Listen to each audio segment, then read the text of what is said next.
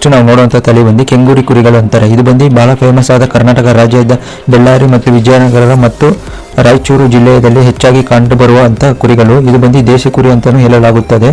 ಇದು ಮುಖ್ಯವಾಗಿ ಮಾಂಸ ಉತ್ಪಾದನೆಗೆ ಪ್ರಸಿದ್ಧವಾಗಿರುತ್ತದೆ.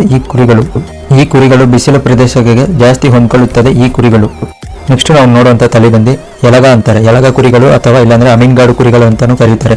ಈ ಕುರಿಗಳು ಬಂದು ಕರ್ನಾಟಕದ ಉತ್ತರ ಭಾಗದಲ್ಲಿ ಬೆಳೆಯುವಂಥ ಒಂದು ಪ್ರಮುಖ ದೇಶಿ ಕುರಿಗಳಾಗಿರುತ್ತವೆ. ಈ ಕುರಿಗಳು ಬಂದು ಮುಖ್ಯವಾಗಿ ಮಾಂಸ ಉತ್ಪಾದನೆಗೆ ಸಾಕಲಾಗುತ್ತದೆ. ಈ ಕುರಿಗಳು ಪ್ರಮುಖವಾಗಿ ಬಾಗಲಕೋಟೆ, ವಿಜಯಪುರ, ಗದಗ ಮತ್ತು ಅಮೀನ್ಗಾಡು ಸ್ಥಳದಲ್ಲಿ ಈ ಕುರಿಗಳು ಜಾಸ್ತಿ ಕಾಣಿಸಿಕೊಳ್ಳುತ್ತವೆ. ಈ ತಳಿಯ ಕುರಿಗಳಲ್ಲಿ ಬಂದು ಗಂಡು ಕುರಿಗಳಿಗೆ ದೊಡ್ಡದಾದ ಕೊಂಬು ಇರುತ್ತವೆ. ಈ ಕುರಿಗಳಲ್ಲಿ ನೆಕ್ಸ್ಟ್ ತಳಿ ನಾವು ನೋಡುವಂಥದ್ದು ಬಂದು ಮೇಚೇರಿ ಕುರಿಗಳು ಅಂತಾರೆ. ಈ ಮೇಚೇರಿ ಕುರಿಗಳು ಪ್ರಮುಖವಾಗಿ ತಮಿಳುನಾಡು ಸೇರಿದಂಥ ಕುರಿಗಳು.